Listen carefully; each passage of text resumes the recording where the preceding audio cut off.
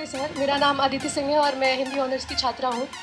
मेरा सवाल आपसे ये है कि अगर आपको भारत का एजुकेशन मिनिस्टर बनने का अवसर मिले तो आप हिंदी को लेकर कौन से नए बदलाव करना चाहेंगे या कौन सी नई पॉलिसीज़ को इंट्रोड्यूस करना चाहेंगे? पहली बात तो ऐसा होगा नहीं, है ना? कोई मुझे क्यों बनाएगा? लेकिन अगर मैं इस हाइपोथेटिकल सिचुएशन में चला ही जाऊं कि मैं भारत का शिक्षा मंत्री बन जाऊं, इसमें एक समस्या है कि भारत में शिक्षा संवर्ती सूची का विषय है। संवर्ती सूची का मतलब है कि केंद्र सरकार के पास शक्तियां सीमित हैं, राज्यों की अपनी शक्तियां हैं। तो सबसे पहली बात, मैं राज्यों पर थोपूंगा कुछ भी नहीं, मैं सारे राज्यों के शिक्षा मंत्रियों के साथ संवाद करूंगा। मैं उन सबको प्रेरित करूंगा, समझाऊंगा। मैं उनसे कहूंगा कि तमिलनाडु में मेडिकल साइंस तमिल में होनी चाहिए, कर्नाटक में कन्नड़ में होनी चाहिए, हिंदी क्षेत्र में हिंदी में होनी चाहिए, हिंदी में नहीं इंग्लिश में होनी चाहिए, ऐसी कन्नड़ प्लस इंग्लिश में होनी चाहिए, तकनीकी शब्द अंग्रेजी में रहें। और वो शिक्षा सिर्फ मेडिकल साइंस क्यों, इंजीनियरिंग भी, लॉ में भी, जुडिशरी में भी। मैं ये भी चाहूंगा कि भारत के हर एग्जाम में, केंद्र के हर एग्जाम में अंग्रेजी और हिंदी का समान महत्व होना चाहिए और राज्य स्तरीय हर परीक्षा में उस राज्य की राजभाषाओं का सम्मान होना चाहिए। महाराष्ट्र पीसीएस में मराठी की भूमिका अंग्रेजी से कई गुना ज्यादा होनी ही चाहिए, क्योंकि वहां के एसडीएम को, डीएसपी को मराठी लोगों से बातचीत करनी है। और यदि किसी राज्य में 2-3 राजभाषाएं हैं तो वहां की परीक्षा में उन तीनों राजभाषाओं की परीक्षा होनी चाहिए, ताकि वो व्यक्ति सेवाओं में आए जो उन भाषाओं को बोल सकता है। कुछ ऐसे प्रयास। और तीसरी बात, अभी हमें शिक्षा पर बजट हम बहुत कंजूसी से खर्च करते हैं। हमारा ज्यादा बजट सेना पे खर्च होता है और चीजों पे होता है। मजबूरी वो भी है, सेना को हम नहीं छोड़ सकते, क्योंकि सुरक्षित होंगे तो पढ़ेंगे, अगर युद्ध हो गया किताब फेंके तो मारेंगे नहीं, तो हमें ये हथियार चाहिए ही चाहिए, युद्ध तो करना ही पड़ सकता है। पर मैं चाहूंगा कि शिक्षा पर हमारा खर्च बढ़े। एक ऐसी हिंदी में समस्या क्या होती है, और ये हिंदी के साथ बाकी भारतीय भाषाओं में, आपको हर विषय में अच्छे अध्यापक ही नहीं मिलते हैं। अच्छे अध्यापक क्यों नहीं मिलते हैं? क्योंकि अच्छे कॉलेज ही नहीं है। अच्छे कॉलेज क्यों नहीं है? क्योंकि अच्छे शिक्षक पहले बने ही नहीं थे। अच्छे शिक्षक क्यों नहीं बने थे? क्योंकि उनको पता था कि नौकरी मिलेगी नहीं। अगर नौकरी इंग्लिश में ही मिलेगी तो लोग इंग्लिश मीडियम में ही पढ़ेंगे। इस बच्ची ने अभी भी कहा कि मैं अंग्रेजी माध्यम में, मुझे हिंदी ज़्यादा समझ में आती है। पर अंग्रेजी माध्यम में क्यों है? क्योंकि नौकरी का संकट है। एक मजबूरी है कि नौकरी इंग्लिश में मिलेगी। अगर भारत सरकार ठान ले और राज्यों की सरकारें ठान लें, अपनी अपनी भाषाओं में पढ़ाई लिखाई की संस्कृति को ठीक से विकसित करें। रामविलास शर्मा जी ने कहा था कि हर जिले में एक विश्वविद्यालय होना चाहिए अपनी भाषा में। आंध्र प्रदेश के हर जिले में एक तेलुगु विश्वविद्यालय हो जो उस जिले की विशेषताओं को केंद्र में रखकर ज्ञान, विज्ञान, कौशल का विकास करता हो।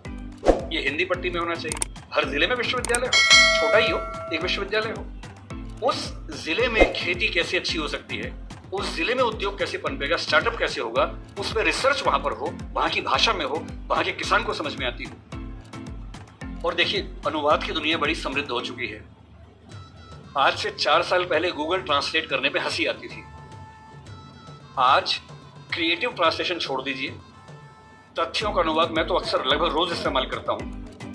हम जिस संस्था में काम करते हैं दृष्टि में, हमारी राजभाषा हिंदी भी अंग्रेजी भी है। और मैं सुनिश्चित करता हूं कि हमारी संस्था में जितने भी नोटिफिकेशंस आएंगे पहले हिंदी में आते हैं, फिर अंग्रेजी में आते हैं। मैं खुद बनाता हूं, दोनों भाषाओं में बनाता हूं। पहले हिंदी में, गूगल ट्रांसलेट पे जाता हूं, 1 सेकंड में अनुवाद हो जाता है। फिर उसको चेक करता हूं।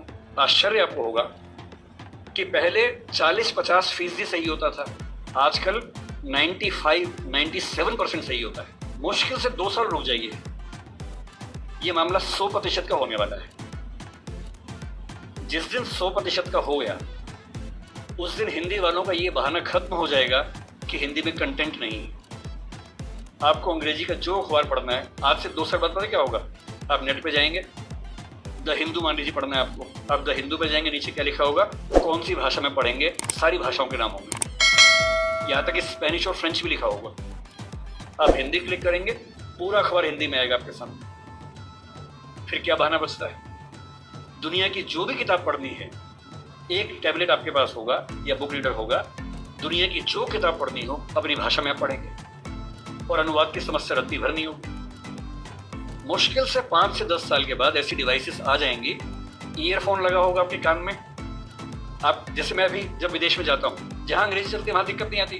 अब जैसे मान लीजिए मैं ऑश्विट्ज़, एक आपने सुना होगा, जहाँ नाजी अत्याचार हुए थे, मैं 2 दिन पहले पोलैंड में वहीं गया हुआ था। वहाँ हर चीज़ पोलिश भाषा में लिखी हुई थी, कहीं कहीं अंग्रेजी थी। अब समझ में नहीं आ रहा कैसे पढ़ूँ।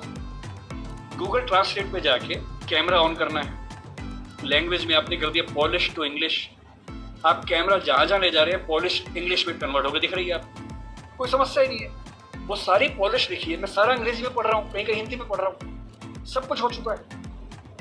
मुश्किल से 2-3 साल बाद क्या होगा, ऐसे हेडफोन्स और माइक आ जाएंगे। आप अपने कंप्यूटर से या फोन से कनेक्टेड हैं, एक पॉलिश व्यक्ति या मान लीजिए डच व्यक्ति आपसे बात कर रहा है नीदरलैंड्स का, उसको केवल डच आती है, मुझे केवल हिंदी आती है। मैंने अपने फ़ोन में डच से हिंदी सेट कर दिया, उसने अपने फ़ोन में हिंदी से डच सेट कर दिया। वो डच बोल रहा है, मेरे हेडफोन में जो माइक है वो उसको सुन रहा है, कंप्यूटर कनेक्टेड है, फ़ोन कनेक्टेड है, मेरा फ़ोन तुरंत उसको हिंदी में कन्वर्ट करके मुझे हिंदी में सुना रहा है। मैं हिंदी बोल रहा हूँ, उसे डच में सुन रहा है। और ये मैक्सिमम अगले 5 साल का मामला है।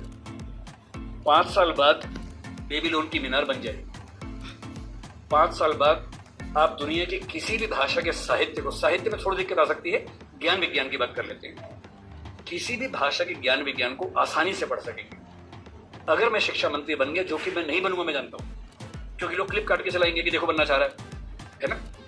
अगर ऐसा कभी हुआ तो मैं सुनिश्चित करूंगा भारत के हर विश्वविद्यालय में हर ज्ञान की चीज हर भाषा में उपलब्ध है।